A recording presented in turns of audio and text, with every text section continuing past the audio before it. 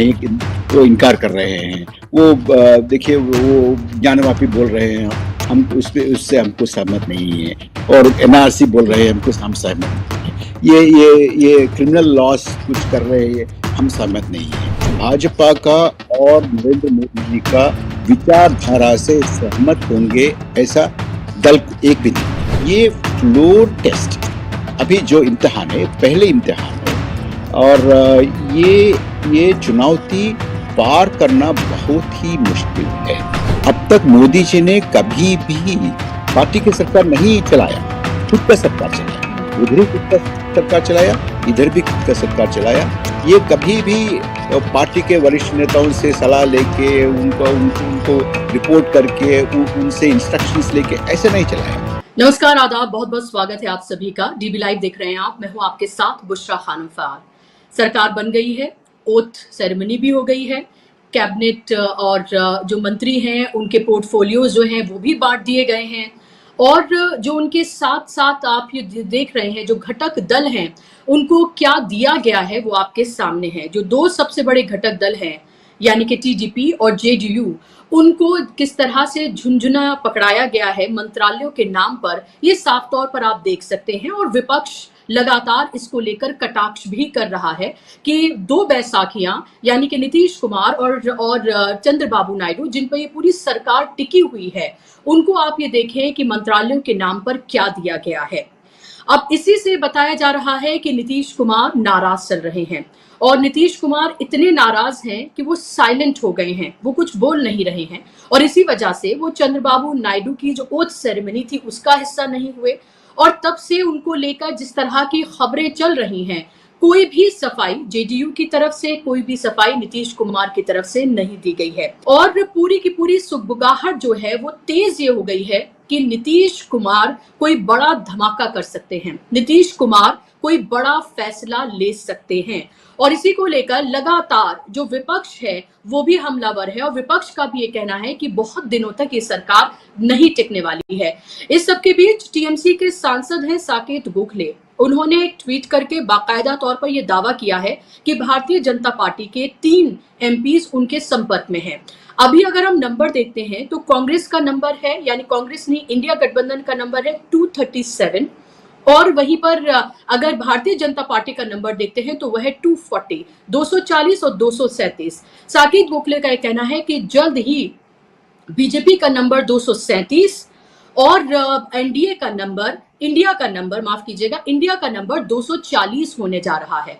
इसी तरह का कुछ दावा महाराष्ट्र में भी किया जा रहा है। आपको पता है महाराष्ट्र में बड़ा सियासी उथल-पुथल हो रही है। इसी साल वहां पर असेंबली इलेक्शन होने जा रहे हैं, और सवाल ये उठ रहा है कि जिस तरह से अजीत पवार गुट की जो एनसीपी है उसको साइडलाइन किया गया है, वही एक ऐसा घटक दल है एनडीए का जो अभी मंत्रिमंडल में नहीं शामिल है, क्योंकि वो नाराज हैं, उनको कैबिनेट का दर्जा नहीं दिया गया है। लेकिन उसके साथ साथ खबर ये है कि सीधे तौर पर बीजेपी अब उनसे आने वाले इलेक्शन में किनारा करने जा रही है, यानी कि आने वाले असेंबली इलेक्शन में अजीत पवार को साथ में लेकर नहीं जाएंगे। इस तरह की तमाम खबरें हैं। लेकिन उद्धव गुट की शिवसेना जो है और शरद पवार गुट जो है, उनका ये कहना है कि अजीत पवार गुट के और सांसद और शिंदे ग्रुप के सांसद और इसके साथ साथ कुछ भारतीय जनता पार्टी के जो एमएलएज हैं वो उनके संपर्क में हैं। तो क्या बीजेपी खुद टूट की कगार पर आके खड़ी हो गई है एनडीए से पहले? क्या एनडीए में जल्द ही दरार पड़ सकती है? क्या एनडीए जल्द ही टूट सकती है? और क्या इसी का इंतजार विपक्ष कर रहा है?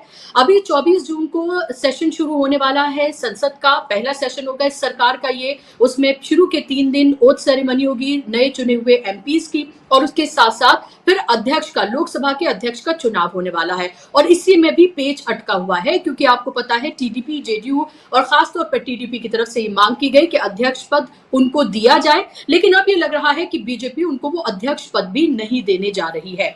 उसके बाद फ्लोर टेस्ट होना है, तो क्या अभी असली इम्तिहान भारतीय जनता पार्टी का होना बाकी है? आपको पता है सारा खेल फ्लोर टेस्ट पे होता है, और क्या फ्लोर टेस्ट से पहले जेडीयू बड़ा झटका भारतीय जनता पार्टी को दे सकती है अगर उसकी वो शर्तें नहीं मानी गई, जिसमें विशेष पैकेज की बात है, विशेष राज्य की बात है, और उसके साथ साथ इसी साल विधानसभा चुनाव कराने की जिद नीतीश कुमार की है।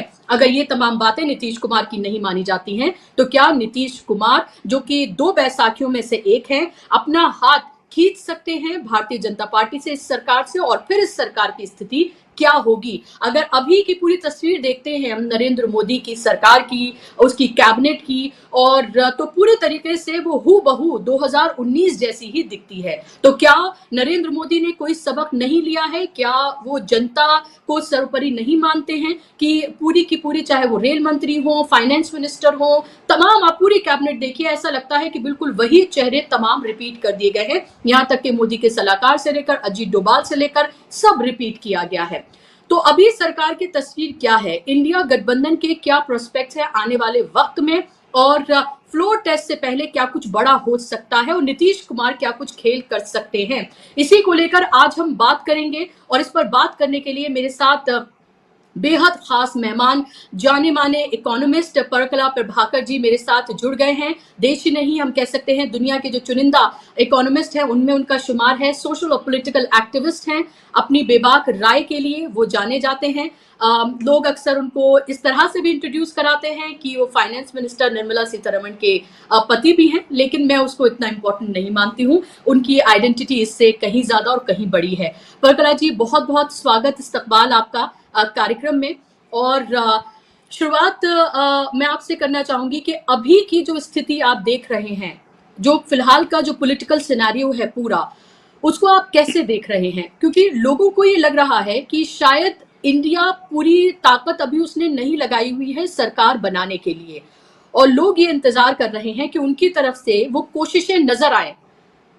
तो आप इंडिया की स्थिति और एनडीए की स्थिति दोनों को ही फिलहाल अभी किस तरह से देख रहे हैं आप?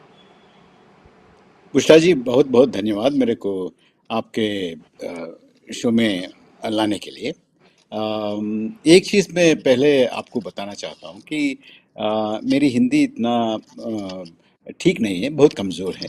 तो आप जी थोड़ा सा आप सही इसको जी जी जी, बर्दाश्त नहीं कीजिए। बिल्कुल, हाँ, खुशी अच्छा, से आई विल जी थैंक यू बुशरा जी।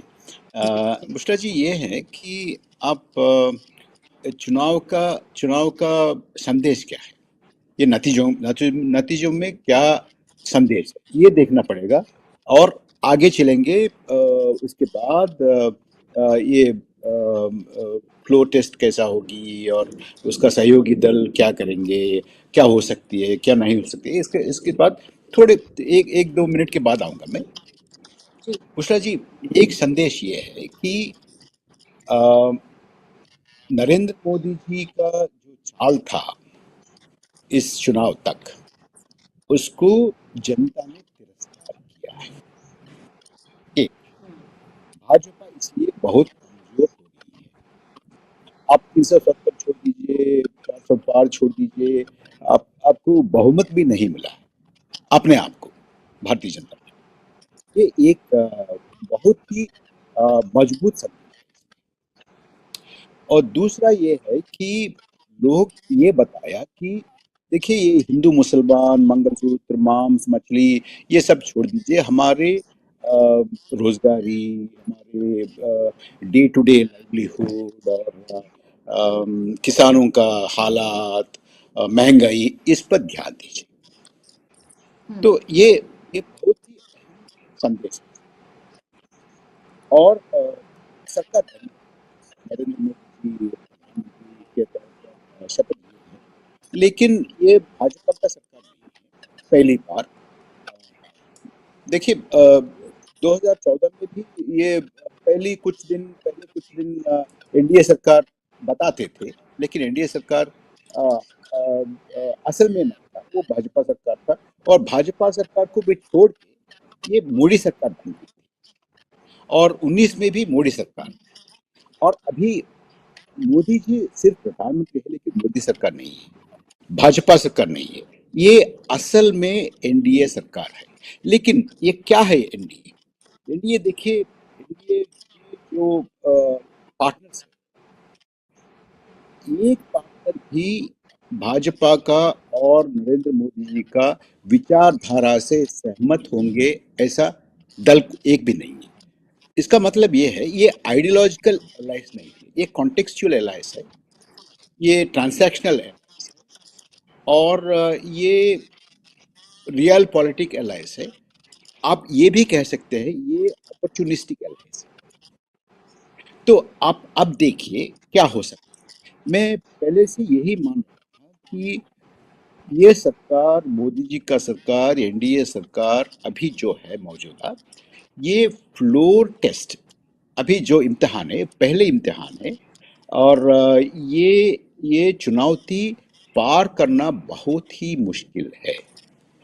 मैं ये नहीं बोल रहा हूँ ये नहीं पार करेगी, पार कर सकते हैं, लेकिन बहुत ही मुश्किल से, बहुत ही अब देखिए, बार्गेन करके, ये दे के वो लेके, उसको सुन के, ऐसे बहुत कुछ करना है।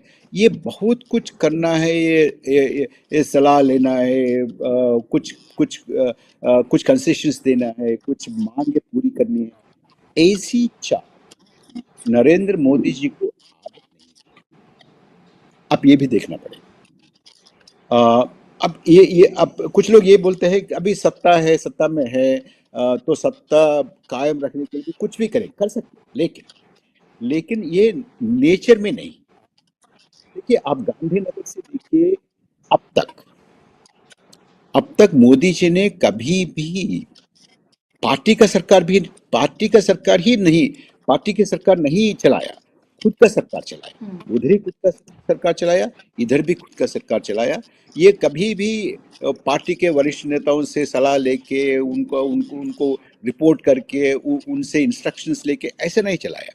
वो जो चाहते थे वही करते थे, लेकिन अब वो नहीं चलेगा।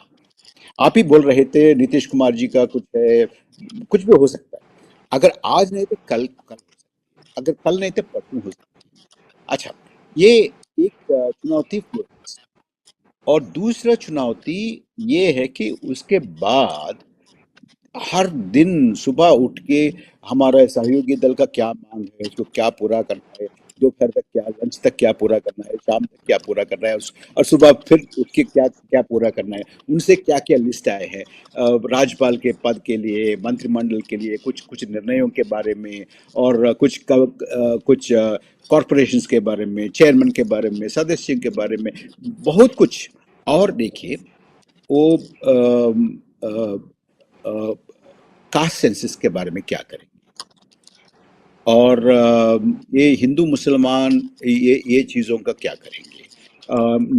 नायडू जी और नीतीश जी सहमत होंगे ज्ञानवापी मंदिर और मथुरा टेम्पल, ये सब के बारे में। तो बहुत ही चुनाव है, मैं चुनौती है, सॉरी। और जी एक बिंदु आपको मैं बताऊंगा कि अगर ये फ्लोर टेस्ट में कुछ प्रॉब्लम है, तो ये भी हो सकता है कि भाजपा ने, देखिए, एक आदमी के लिए हम सरकार क्यों त्याग करना है, तो हटा के दूसरे नेता को ले आके, और सहयोगी दल को कुछ गिव एंड टेक करके, कुछ बार्गेन करके सरकार चलाएंगे, ये भी हो सकता है। तो ये मांग सहयोगी दल दल से आ सकते हैं, खुद भाजपा के अंदर से आ सकते हैं, और राष्ट्रीय स्वयंसेवक संघ से भी आ सकते हैं। देखिए, रिलेशनशिप तो इतना अच्छा नहीं है आजकल, तो कुछ भी हो सकता है। लेकिन ये भी बोलना चाहता हूं इसी संदर्भ में, ये सरकार ज्यादा समय चलने वाला नहीं है।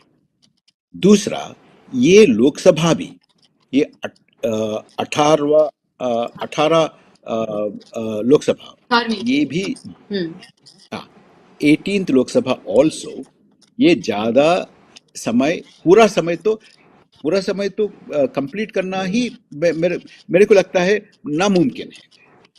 तो कितने कितने हफ्ते रहेंगे,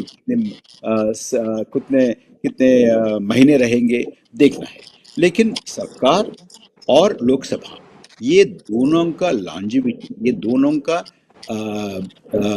जीवन, कितने जी दिन, कितने हफ्ते, कितने महीने, कितने साल रहने, देखना है। जी, लेकिन सवाल ये है, जो आपने 2 महत्वपूर्ण बातें हैं, जो इम्पोर्टेंट आपने पॉइंट्स लास्ट में जो आपने कहे हैं, कि सरकार और ये 18वीं लोकसभा यानी कि दोनों कितने दिन चल पाते हैं ये देखना है। आपको क्यों लगता है, एक तो ये कि क्या नरेंद्र मोदी जैसे चेहरे को क्या हटाया जा सकता है, कोई और चेहरा अगर बीजेपी लेकर आती है, संघ इंटरवीन करता है, तो क्या वाकई में नरेंद्र मोदी और अमित शाह जैसे नेता को हटाया जा सकता है? ये बड़ा सवाल है, क्योंकि अभी भी हम देख रहे हैं कि भले ही ये मजबूर सरकार है, बैसाखियों वाली सरकार है, डिपेंडेंट सरकार है, लेकिन उसके बावजूद भी इसका अगर आप मोटे तौर पर पूरी अगर आप इसकी तस्वीर देखेंगे तो ये बिल्कुल वैसी ही नजर आती है जैसे 2019 की है, अगर सिर्फ बीजेपी के प्रस्पेक्ट में अगर हम इसको देखते हैं कि वही होम मिनिस्टर हैं, वही फाइनेंस मिनिस्टर हैं, वही रक्षा मंत्री हैं, वही प्रधानमंत्री हैं, सब कुछ वैसा ही नजर आता है। यानी कि अब अभी भी अगर देखें तो नरेंद्र मोदी और अमित शाह ने ये कहा जा सकता है कि पूरी मनमानी की है और इसीलिए 61 जो उनके मंत्री हैं वो उनके हैं और बाकी 11 में तमाम एनडीए के तमाम दलों को निपटा दिया गया है। मेरा सवाल आपसे ये है कि आप क्या अभी तो सरकार बनी है, लोगों का कुछ का कहना है और क्या आप भी उसी तरफ इशारा कर रहे हैं कि क्या मिड टर्म पोल्स हो सकते हैं, या आपको लगता है कि नरेंद्र मोदी के चेहरे को हटाया जा सकता है, कोई और चेहरा लाया जा सकता है? और तीसरा, क्या आपको लगता है इंडिया अलायंस आने वाले वक्त में कुछ ऐसा कुछ बड़ा खेल कर सकता है, कुछ ऐसा बड़ा ऑफर कर सकता है अभी एनडीए के जो चेहरे हैं जिन पर डिपेंडेंट है सरकार, कि कोई बड़ा खेल हो जाए? बुशरा जी, आप जानते हैं कि अगर एक नेता पद पे है, वो बहुत ताकत वाला बाहुबली के जैसे दिखेगा, लेकिन हटना इतना इतना इतना मुश्किल नहीं है। मैं आसान है ऐसे नहीं बोल रहा हूँ, लेकिन हटना भी इतना मुश्किल नहीं। अगर हटे तो वो बाहुबली नहीं रहेगा। और दूसरा ये कि अब आप ये बता रहे थे कि बिल्कुल वैसा ही है, 2019 में कैसा था वैसे ही है। ये मिली जुली सरकार ऐसी नहीं दिख रहा है। वही कैबिनेट, वही नेशनल सिक्योरिटी एडवाइजर, वही चाल ऐसी। अच्छा देखिए, मैं एक काउंटर इंट्यूटिव बात आपके सामने रखता हूँ। मैं एक आदमी को या एक संस्था को तब मैं मजबूत समझता हूँ जब ये आदमी और संस्था उनका लिमिटेशंस को स्वीकार करते। अच्छा, हम अभी कोएलिशन सरकार में हैं, सबको लेके जाना है, सबको साथ में लेके जाना है, तो ऐसी सरकार बनाना है। तो तब मैं मानता हूँ नेता बहुत मजबूत है, मन से अंदर से मजबूत है, उनका लिमिटेशंस को एक्नॉलेज करके आगे जाएंगे। अगर ये लिमिटेशंस होने के बावजूद ये ऐसे ही प्रिटेंड करेंगे कि कुछ नहीं हुआ, हम अब मैं पहले क्या था अभी भी ऐसा ही हूँ, मैं जिद से करूँगा, इसका मतलब है कि आप ताकत नहीं है ये जानते हैं, लेकिन आप नाटक कर रहे हैं, आप प्रिटेंड कर रहे हैं। आप लोगों को देखिए, एक मैजिशियन एक टोपी से अंदर से एक खरगोश निकालता है। तो हम जैसे लोग समझते हैं कि वो सचमुच खरगोश निकल रहा है, लेकिन वो जानते हैं, वो मैजिशियन जानते हैं ये सब नाटक है ना। तो ऐसे ही अभी जो सत्ता में बैठे हैं नेता, उनको मालूम है, तो मालूम होते ही इसके बावजूद ऐसे प्रिटेंड करना, इसका मतलब ये है कि वो अंदर से बहुत ही कमजोर है। मैं ऐसा मानता हूँ। अगर ये चले जाए इतना मुश्किल नहीं है, इतना आसान नहीं बोल रहा हूँ, लेकिन मेरे को लगता है ये चले जाएंगे।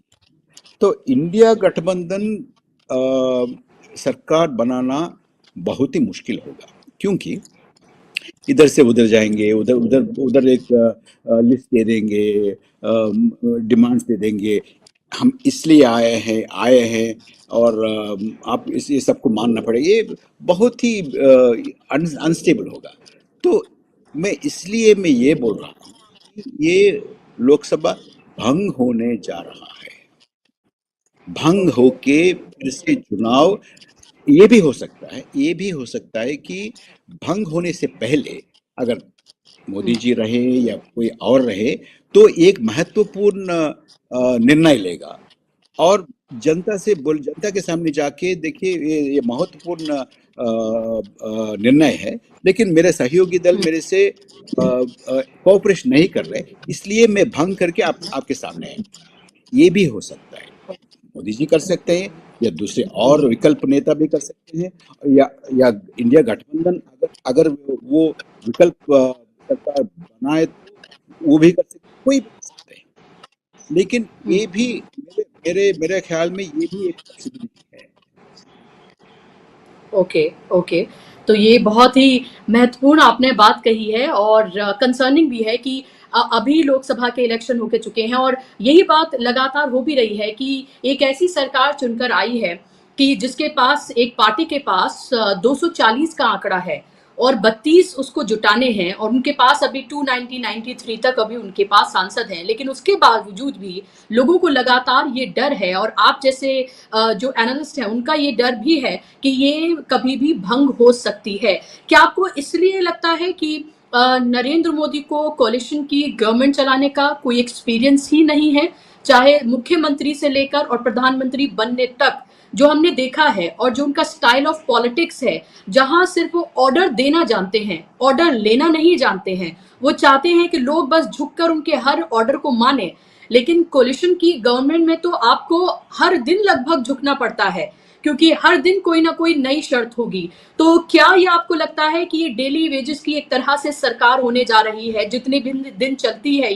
ये भी एक क्वेश्चनेबल है कि कितने दिन चलेगी। और नरेंद्र मोदी को क्योंकि एक्सपीरियंस नहीं है कोलिशन की गवर्नमेंट चलाने का, तो इसलिए भी आपको लगता है ये भंग हो सकती है। और ये आप कब तक देख रहे हैं, ये कब तक हो सकता है? क्योंकि अभी हम देखेंगे 24 जून से सेशन शुरू होगा, फिर बजट सत्र आएगा और इस तरह के बहुत सारे बिल्स भी आने हैं जिस पर एक तरह की सहमति सबकी चाहिए होती है और पहले से कहीं ज्यादा मजबूत अभी विपक्ष है।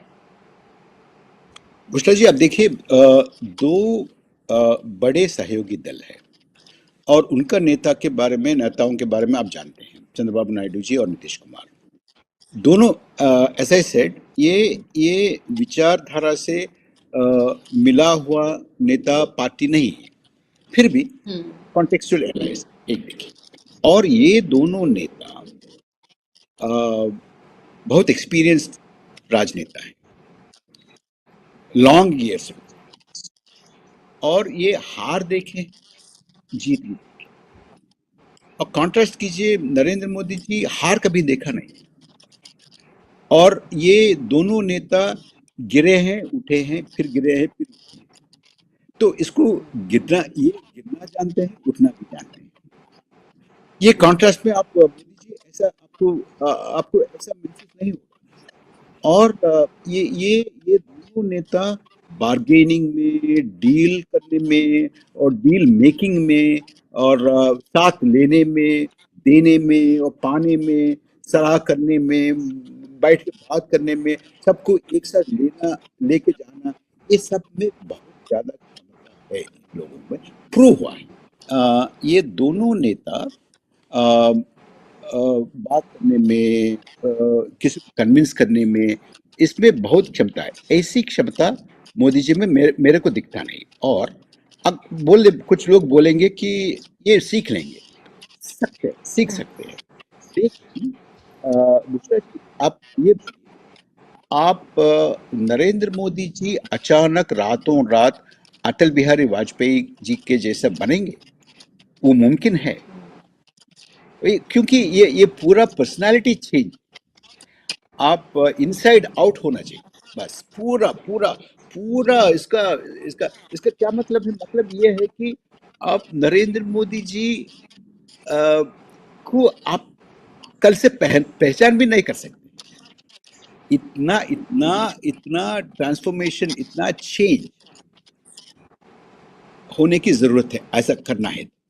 तो इसलिए मेरे को ये इनके पास ये ऐसी सरकार, ऐसी बिना मेजॉरिटी, इतना कमजोर सरकार, सुबह से लेकर शाम तक किसी से सलाह लेना, उनसे चेक करना, ये कर सकते हैं या नहीं कर सकते, ऐसी सरकार चलाना उनका उनका ये नहीं है मेरे पास। उनका नेचर नहीं है और काइंड ऑफ पॉलिटिक्स भी उनकी नहीं है कि वो सुबह शाम जी मशवरा करके या सलाह करके वो सरकार चलाएं।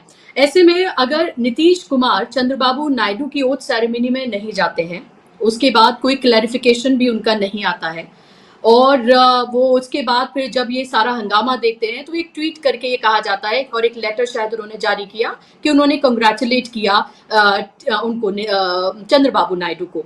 लेकिन उसके बाद से ही लगातार पूरे मीडिया में ये खबरें चल रही हैं कि नीतीश कुमार नाराज हैं, और इसको लेकर, और नीतीश कुमार ये माना जाता है कि जब वो नाराज होते हैं तो वो खामोश हो जाते हैं, और तब से ही वो खामोश हैं।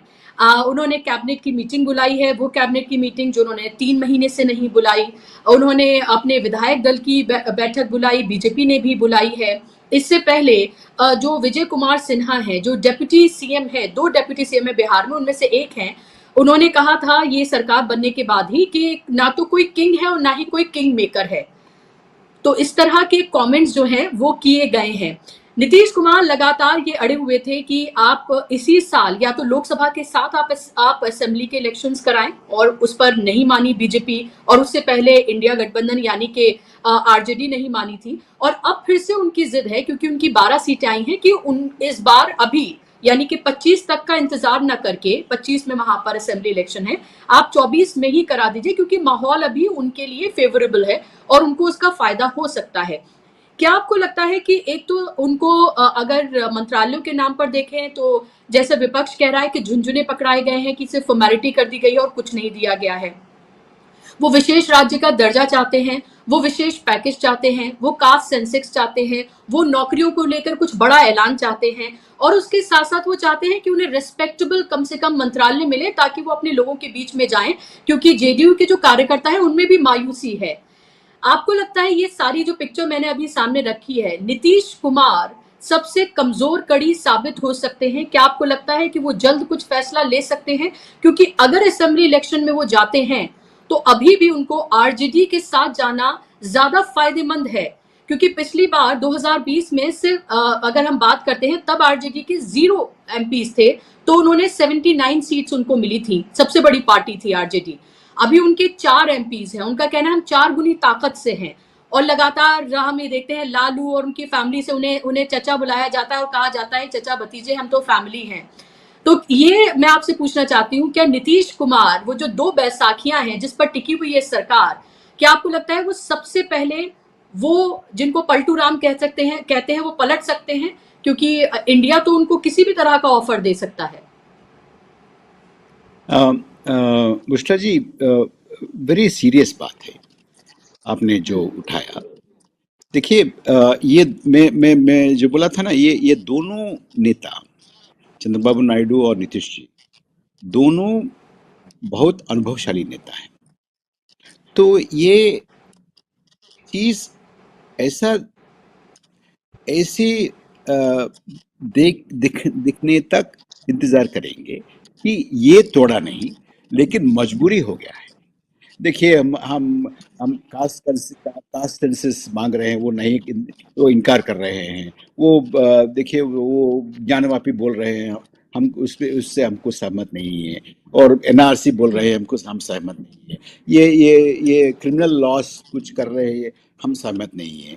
और हम पैकेज मांग रहे हैं, वो ठीक से नहीं दे रहे हैं। वो आंध्र प्रदेश के लिए स्पेशल कैटेगरी स्टेटस मांग रहे हैं, वो नहीं आ रहे हैं। रेलवे जोन मांग रहे हैं, वो नहीं आ रहे। पोलवरम प्रोजेक्ट को पैसे मांग रहे हैं, वो नहीं आ रहे हैं। वैजाग और विजयवाड़ा का मेट्रो मांग रहे हैं, वो नहीं आ रहे। तो लोगों को ऐसी ये मौका के लिए वो इंतजार करेंगे। कुछ हफ्ते हो सकते, कुछ दिन हो सकते, कुछ महीने हो सकते, बोल नहीं सकते, लेकिन वो टूटने के लिए, बाहर आने के लिए वो ग्राउंड प्रिपेयर होना है। नहीं तो लोगों के मन में ये भी एक पलटूराम है, ये अनदर पलटूराम, ऐसी वो उनका कैरेक्टर को कम नहीं करेंगे। तो ये करेंगे कि देखिए, हम मजबूर हो गए, और इससे क्या करेंगे? हम तो देखिए, हम एक गठबंधन के साथ हम रहे हैं, उसके बाद हम टिके हुए हैं, समर्थन किए हैं, लेकिन हमको नहीं, तो इसलिए हमको अल्टरनेटिव नहीं हमारे सामने। तो ऐसा बोलेंगे। ये देखिए, ये बहुत ही एक्सपीरियंस लोग हैं। ऐसी बच्चों के जैसे न आज आज इधर हूँ मैं उस भाग ना, ऐसे नहीं करेंगे। एंड देखिए, भाजपा और भाजपा अब तक नरेंद्र मोदी जी के नेतृत्व में भाजपा का चाल क्या था? चाल कन्विंसिंग का चाल नहीं, ये डिक्टेट करने का चाल। ये दोनों नेता, ये अनुभवशाली नेता डिक्टेशन नहीं लेंगे, ऐसे नेता नहीं है ये। तो इसलिए मैं ये महसूस कर रहा हूँ कि स्लोली ग्राउंड प्रिपेयर होगा। तो आपने जो बोल रहे हैं कि कैबिनेट मीटिंग बुलाया, उनका लेजिस्लेटिव पार्टी का मीटिंग बुलाया, ये सब हो सकते हैं स्लोली ग्राउंड प्रिपेयर करें। ओके। लेकिन क्या आपको ये डर नहीं है कि भारतीय जनता पार्टी जैसी पार्टी, जिनके अभी भी, जिनके पास वो ईडी भी है, सीबीआई भी है, आईटी भी है, सब कुछ उनके पास है अभी भी, वो इन दोनों पार्टियों के एमपीज तोड़ने की कोशिश नहीं करेंगे? वो इंडिया गठबंधन में जो जो दल हैं उनको तोड़ने की कोशिश नहीं करेंगे, उनके एमपीज को तोड़ने की कोशिश नहीं करेंगे? क्या आपको नहीं लगता? क्योंकि यही तो इनकी इनकी प्रवृत्ति है, यही हमने देखा है कैसे जोड़ तोड़ करके सरकारें बनाई गई हैं, किस तरह से एमपीज को तोड़ा गया है, किस तरह से एजेंसीज का डर दिखाया गया है। तो है तो वही नरेंद्र मोदी और वही अमित शाह। जी, आपने बिल्कुल सही कहा। ये कुछ नई बात नहीं है, और ये भी है कि भाजपा और मोदी जी और अमित शाह जी, ये सत्ता में रहने के लिए, टिके रहने के लिए जो कुछ करना चाहिए वो करने के लिए ही कोशिश करेंगे। एक भी आपने आपने बहुत लंबी लिस्ट, और आपको नहीं, आपको और मेरे को जो बात नहीं जानते वो जानते हैं, और भी कर सकते हैं। आपके लिस्ट में नहीं है वो भी कर सकते हैं। तो इसको इसको अंडरएस्टिमेट मत कीजिएगा। लेकिन अब देखिए, उनका चाल 10 साल से देखें तो उनका सहयोगी दल और इंडिया गठबंधन में जो जो दल हैं, जो जो नेता हैं, उनको भी मालूम है ये क्या करने वाला है, तो उसका भी प्रतिक्रिया होंगे ना। और टीडीपी और जेडीयू, इनका नेता भी बहुत होशियार रहेंगे, बहुत ही कॉशियस रहेंगे। उनका उनका जो लोग हैं उसको बचाने के लिए करेंगे। तो ये सब होगा। ये ये ये ऐसा नहीं है कि भाजपा ने और भाजपा के नेताओं ने कुछ नहीं करेंगे, ऐसा भी नहीं है। वो जो सहयोगी दल है वो भी कुछ नहीं। तो ये बहुत खेल, क्या बोलते हैं, मूव्स काउंटर मूव्स, ये ऐसी चलते ही रहेगा। ओके। और क्या आपको ये भी लगता है कि आने वाले वक्त में अभी इंडिया इंतजार कर रहा है, क्योंकि महाराष्ट्र में है, झारखंड में इलेक्शन है और हरियाणा में इलेक्शन है, और तीनों ही जगह पर अगर इंडिया को हम देखते हैं, और मतलब अगर हरियाणा में देखें तो सिर्फ कांग्रेस है वहां पर, अभी हम देखें तो वहां पर वो बहुत मजबूत स्थिति में है, और खासतौर पर लोकसभा के इलेक्शन का जो रिजल्ट आया है उसके बाद से तो लगता है कि और ज्यादा मजबूत स्थिति में वो नजर आ रहे हैं। तो आपको लगता है कि क्या अभी इन तीनों इलेक्शंस के होने और उसके रिजल्ट तक का इंतजार भी इंडिया कर रहा है, और उसके बाद आपको लगता है कि उनके लिए कंडीशंस और बेहतर हो सकती हैं, और फिर इन दलों को उधर जाने में ज्यादा कंफर्टेबली वो जा सकते हैं? क्या कुछ इसको लेकर भी आप स्ट्रैटेजी देखते हैं इंडिया की? बुशरा जी, इंडिया गठबंधन में जो नेता हैं वो क्या सोच रहे हैं, क्या ये नतीजे से उन्होंने क्या क्या सबक लिया, मेरे को मालूम नहीं। लेकिन मैं, जो भी नेता बैठे हैं वो अनुभवशाली नेता हैं, बहुत राजनीति देख चुके हैं, तो उनको ये डेफिनेटली ऐसी ये इसमें पहुंचा होगा कि भाजपा, यही समय है हम आगे जाने के लिए। लेकिन आगे जाना, दूसरे दल को ले आके एनडीए को तोड़ के ऐसा करेंगे, या जनता में जाके मजबूत हो, ये इसको देखना पड़ेगा क्या करेंगे। और देखिए, भाजपा और एनडीए देखिए, नेता अच्छे ने हार से सबक सीखे। एक्स्ट्रॉर्डनरी जो नेता होते हैं वो जीत से भी सबक। हम्म, अगर एनडीए लोग अभी जीत जीत गए ऐसे ऐसे मान रहे हैं और हमको और आपको कन्विंस करने की कोशिश कर रहे हैं, गैस लाइटिंग करने के लिए कोशिश कर रहे हैं कि हम जीत गए हैं, मोदी 3.0 है, ऐसा ऐसा कुछ कर रहे हैं। लेकिन हम्म, अंदर से वो लोग कुछ लेसन्स लेना ही पड़ेगा। क्यों ऐसा हो गया? 303 से क्यों हम घटे? कहाँ कहाँ? अब देखिए, अगर आंध्र प्रदेश और उड़ीसा ये दोनों में स्थिति ऐसा नहीं है तो आप भूल जाइए मोदी 3 या एनडीए का हम्म, सरकार। हम्म, सिर्फ ये दो। और देखिए, आंध्र प्रदेश में जो नतीजे आए हैं भाजपा के, वो भाजपा का ओन स्ट्रेंथ नहीं है। और नायडू जी का टीडीपी का जो स्ट्रेंथ है वो भाजपा के वजह से नहीं है, भाजपा से मिलने से बावजूद आया स्ट्रेंथ है। बावजूद उससे नहीं। हम्म, तो ओडिशा में अब बहुत तीन चार टर्म्स के बाद बहुत ही नवीन पटनायक जी से एंटी इनकम्बेंसी या बोर या फटी कुछ हो गया। तो इसलिए ये दोनों एक स्पेशल केसेस है। ये बिल्कुल भाजपा का ताकत से आई सरकार तो नहीं है। तो अगर हम्म, ये ऐसी संदेह इस नतीजे से भाजपा नेता और एनडीए नेता नहीं लिए तो अगर एक महीने चलने वाली सरकार 15 दिन में ही चलेगी। हम्म, हम्म। एक तो और मेरे आपसे बस कुछ इम्पोर्टेंट क्वेश्चंस हैं।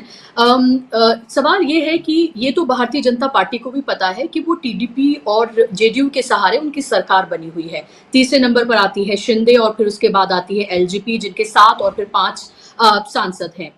वो ऐसा क्यों करेंगे कि वो टीडीपी को सिर्फ एमओएस और कैबिनेट दे दिया गया है, वो भी एक फॉर्मेलिटी वाले मंत्रालय उनको दे दिए गए हैं। सेम उन्होंने जेडीयू के साथ किया है और उनको नाराज करके वो इतना बड़ा रिस्क क्यों ले रहे हैं? और अगर उन्होंने 72 का ये कैबिनेट बना है 72 का, तो उसमें 61 उन्होंने अपने पास रखे हैं। और उन 61 में आप ये देखें तमाम जो इम्पोर्टेंट, शायद जेडीयू को लग रहा था कि रेल मंत्रालय ही सही उनको मिल जाएगा, लेकिन वो भी उनको नहीं दिया गया। तमाम इम्पोर्टेंट सीसीएस से लेकर तमाम जो इम्पोर्टेंट कैबिनेट्स हैं वो सब उनके पास है, तमाम मंत्रालय उनके पास हैं और लगभग वही चेहरा है जैसा हमने 2019 में देखा था कैबिनेट का। आपको नहीं लगता कि एक एक चेंज बीजेपी को देना चाहिए था? और अगर सेम है तो इसकी क्या वजह आप देखते हैं? और उन्होंने कहीं से भी नहीं लगता है कि उन्होंने अपने साथ जो उनके दल मौजूद हैं, एनडीए के जो अलाय पार्टनर हैं, उनको किसी भी तरीके से खुश करने की कोशिश की है, बल्कि ऐसा लगता है कि उनको उनकी जगह दिखाई है कि रहना है तो ऐसे ही रहना, वरना तो आप देखिए जो आपको करना है। जी, ये बहुत ही इम्पोर्टेंट चीज़ आपने उठाया। देखिए, मैं थोड़ी देर पहले मैं ये बता रहा था कि एक मजबूत नेता और एक मजबूत संगठन, एक मजबूत दल, उनका कमजोरी जान के चलते हैं, एकोमोडेट करके चलते हैं। अगर अंदर से मजबूत नहीं, अंदर से कमजोर, तो वो नेता, वो दल ऐसा प्रिटेंड करेंगे, हम्म, ऐसी दिखाने चाहते हैं कि नहीं नहीं कुछ गिरा नहीं, कुछ भी कम ना, हम्म, कब कुछ भी कम नहीं हुआ, हम ऐसी ही है, हम गिरा नहीं, हमको चोट नहीं लगी, इसी जिद से हम्म, करते हैं, इसी जिद से। अब देखिए, राजनीति में स्पेशली कोएलिशंस गवर्नमेंट में आप कुछ भी कर सकते हैं, लेकिन आप जो करेंगे उसको प्रतिक्रिया आज नहीं तो कल। ये रिजेंटमेंट थोड़ा थोड़ा बिल्डअप होते होते होते पता नहीं 10 दिन के बाद, 15 दिन के बाद, एक हफ्ते के बाद, एक महीने के बाद कब ये एक्सप्लोड होगा हमको नहीं हो सकती। लेकिन अगर देखिए, अगर उनका कमजोरी रिकॉग्नाइज करके सहयोगी दल का ताकत रिकॉग्नाइज करके देखिए आप आपसे ही बना रहा हूं मैं सरकार, आपको क्या चाहिए ये लीजिए। उसको खुश रहने से हम्म ज्यादा ज्यादा समय चलेगा। अगर ये हम्म देखना चाहते हैं अब तुम कुछ भी नहीं है, क्या है तुम्हारे पास, अगर आप कुछ डिमांड किए तो हमारे पास ईडी है, हमारे पास सीए है, सीबीआई। देखिए, एक दिन खामोश बैठेंगे, 2 दिन खामोश बैठेंगे, उसके बाद ये नहीं चलेगा। हम्म हम्म, इसका रिएक्शन बिल्कुल। होगा, इसका इसका हम्म इसका बैकलैश बैकलैश इतना ज्यादा होगा बुशरा जी, आप कल्पना भी नहीं कर सकते, इतना ज्यादा बैकलैश होगा। उसके ओके। बाद लोग फोन भी नहीं उठाएंगे। हम्म अब क्योंकि बॉटलअप हो जाएंगे ना। अब देखिए, हम्म शुरू से ही डे 1 से हमको ह्यूमिलेट करते करते करते आ रहे हैं ये लोग, तो एक दिन इस पे एक्सप्लोड हो जाएगा। जी, बहुत इम्पोर्टेंट आपने आपने यहाँ पर बात कही है। और लास्ट क्वेश्चन मेरा आपसे कि अभी लोकसभा का सेशन शुरू होने जा रहा है। अब हम ये देख रहे हैं कि विपक्ष जो है बहुत आक्रामक है, बहुत अटैकिंग है। तमाम मुद्दों को लेकर वो लगातार सवाल पूछ रहा है। जेपीसी की मांग उसने की है कि कैसे एग्जिट पोल के जरिए स्टॉक मार्केट में बड़ा घोटाला स्कैम किया गया है। नीट की बात वो कर रहे हैं और इसी तरीके से तमाम तरह के मुद्दे वो बहुत जोर शोर से उठा रहे हैं। राहुल गांधी पर दबाव ये है कि वो लीडर ऑफ अपोजिशन बने। 10 साल में उनके पास ये मौका आया है कि लीडर ऑफ अपोजिशन बनेगा कोई, और वो राहुल गांधी के लिए कहा जा रहा है कि राहुल गांधी वो बने। आप लोकसभा में जब आप पहला सेशन जो देखेंगे, उससे पहले हालांकि बहुत सारे एग्जाम्स अभी हैं मोदी जी के सामने कि उनको फ्लोर टेस्ट और अध्यक्ष का, लोकसभा के स्पीकर का चुनाव, ये तमाम तमाम देखने हैं। अगर वो ये सब कुछ पास कर पाते हैं और अगर कर लेते हैं, एक ऐसा मान लेते हैं, तो फिर आप इस बार की लोकसभा को कैसे देख रहे हैं? आपको लगता है कि जैसे वो हिंदी में एक फ्रेज है कि नाकू चने चबवा देना, यानी कि इतना मुश्किल उनके लिए कर देना कि हर दिन एक हंगामा होगा, और हंगामा भी ऐसा होगा जिसमें अपोजिशन हर तरीके से भारी पड़ेगा, और इस बार शायद वो नहीं कर पाएंगे कि 140 आपने एमपीज को आप बाहर निकाल दें और तमाम इंपॉर्टेंट बिल्स आप पास करा लें? आप इस लोकसभा को बहुत ही एनर्जेटिक लोकसभा के रूप में देखेंगे, और सरकार को इतना मुश्किल होगा ये हाउस मैनेज करने के लिए, क्योंकि सरकार को हाउस मैनेज करना मतलब एरोगेंस से होता नहीं, बातचीत से होते हैं, और साथ में लेके जाने से होते हैं।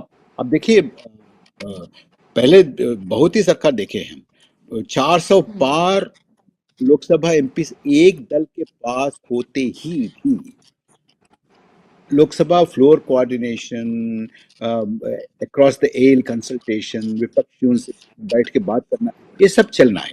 एरोगेंसी चलती नहीं है ऐसी।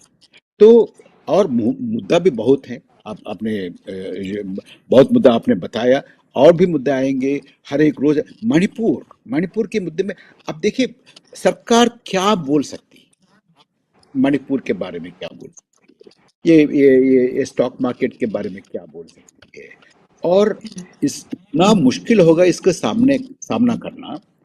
और अब पुराने जैसे नहीं है, अभी सोशल मीडिया का प्रेशर है और इंडिपेंडेंट जर्नलिस्ट का प्रेशर है।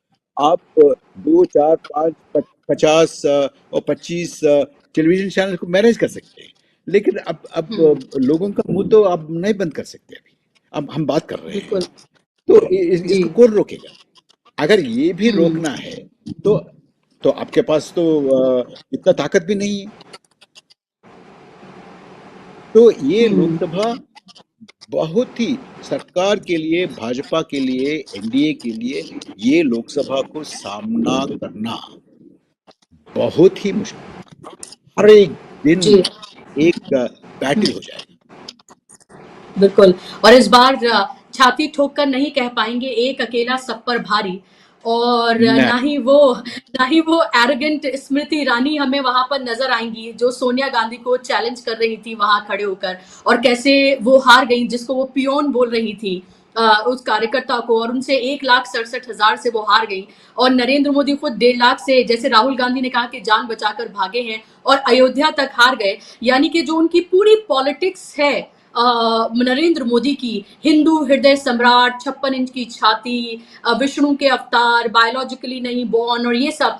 अब one last comment from you, आपको लगता है ये सब के सब जो है वो पूरे तरीके से एकदम भरभरा के, जैसे कहते हैं ना, गिर गए हैं, धराशाही हो गए हैं, वो सब कुछ नहीं चला है, और लेकिन नरेंद्र मोदी को इसके अलावा कुछ और आता ही नहीं है। अगर वो आने वाले इलेक्शन में कैंपेन करने के लिए जाएंगे तो सवाल ये उठता है कि ये तमाम चीजें अगर उनके भाषण से हटा दी जाएंगी तो फिर वो बोलेंगे क्या? कुछ नहीं है ना। बुशरा जी, आप ये मानना ही पड़ेगा कि हिंदुस्तान की जनता के सामने इतना बड़ा बाहुबली भी एक लीलू पिट के जैसा है, बस। तो साबित हो गया ना। तो ये चलेगा नहीं, ये तो हो गया। इसलिए मैं बोल रहा हूँ, अगर अगर ये सरकार में टिके रहना है, तो चलाना है, तो उसका पर्सोना पूरा चेंज बदलना पड़ेगा। मतलब नरेंद्र मोदी जी अटल बिहारी वाजपेयी जी के जैसा बनना है। वो मुमकिन या नामुमकिन आपको मालूम है, हमको मालूम है। जी। और राहुल गांधी के लिए क्या कहेंगे आप? राहुल गांधी की को जो उनकी पूरी छवि जो चेंज हुई है, जिस तरह के लीडर बन के वो उभरे हैं, क्या आपको लगता है इस पूरे इलेक्शन का अगर कोई सबसे बड़ा हीरो है, क्या आप उसको, राहुल गांधी को आप उसमें नंबर 1 पर रखते हैं? क्योंकि यूपी में सीएसडीएस ने जो सर्वे कराया उसमें नरेंद्र मोदी से ज्यादा लोकप्रियता जो है वो राहुल गांधी की एक एज ए पीएम देखी गई। लोगों ने उनको ज्यादा चुना, और वो भी उत्तर प्रदेश में, जहां से पूरी की पूरी उनकी नरेंद्र मोदी की सियासत का बेस है, जहां गंगा मैया ने उन्हें बुलाया था, जहां उन्होंने राम मंदिर जैसे इश्यूज जो उठाए उन्होंने, और तमाम सांप्रदायिक पॉलिटिक्स वहां से होती है। तो राहुल गांधी को आप कैसे कैसे देखते हैं? How would you rate him? Oh, very well, very high, very high. क्योंकि एक है, ये देखिए, 10 साल से हारने के बावजूद फिर उठ के इतना लंबा पदयात्रा करना मामूली बात नहीं है, बुशरा जी। तो जी। इसको अंदर अंदर बहुत ही कन्विक्शन होते ही ऐसी चीज कर सकते हैं। तो ये आसान है। एक बार दो बार होने के बाद इतना सोशल मीडिया में इतना डिफेम होने के बाद तो कोई भी टोटली विड्रॉ होके सार्वजनिक जीवन से हट जाएंगे, साधारण लोग। लेकिन ये साधारण बात नहीं है कि फिर भी ये बाहर आके इतना लंबा सफर करके, पदयात्रा करके, नॉर्थ से साउथ और ईस्ट से वेस्ट, ये मामूली बात नहीं है। जी, बिल्कुल। और उसके साथ साथ ये भी कि राहुल गांधी से ये कहा गया था कि आप उत्तर प्रदेश में आप उन्हीं तमाम, एक तरह का सॉफ्ट हिंदुत्व की बात ही आपको करनी पड़ेगी, वरना आपको आप चुनाव नहीं जीत पाएंगे। लेकिन राहुल गांधी ने उन तमाम बातों को नहीं माना। उन्होंने वही तमाम बातें जो असल जनता के मुद्दे हैं उन सबको उठाया, और एक तरह से जो पॉलिटिक्स है, जो ब्रांड ऑफ मोदी है, वो कहीं ना कहीं ना सिर्फ कमजोर हुई है बल्कि खत्म हुई है। और जो 10 सालों में जिस तरह की हमने खाई देखी दो समुदायों में, वो कम से कम इस इलेक्शन ने पाटने का काम किया है। उसका श्रेय जिस तरह से अपोजिशन के तमाम लीडर्स को देना चाहिए, उससे कहीं ज्यादा राहुल गांधी को देना चाहिए, कहा जा सकता है। जिसका जो ड्यू है उसको मिलना चाहिए। लेकिन बहुत अच्छा लगा मुझे परकरा जी आपसे बात करके। तमाम महत्वपूर्ण इश्यूज पर आपने अपनी राय रखी हमेशा की तरह, और जो आपके प्रेडिक्शंस हैं वो बहुत ही मैं कह सकती हूँ कि एकदम बैंग ऑन होते हैं, एकदम सही साबित होते हैं, चाहे इलेक्शन के रिजल्ट को लेकर सही। और अभी भी आपने मेरे कार्यक्रम में 2-3 प्रोडिक्शंस किए हैं। देखते हैं कि आगे चलकर क्या होता है, और अभी तो कई इम्तिहान नरेंद्र मोदी के बाकी हैं। बहुत बहुत शुक्रिया हमसे बात करने के लिए। धन्यवाद बुशरा जी, नमस्कार। Thank you. और इसी के साथ आज के कार्यक्रम में बस इतना ही। मुझे दीजिए इजाजत। नमस्कार।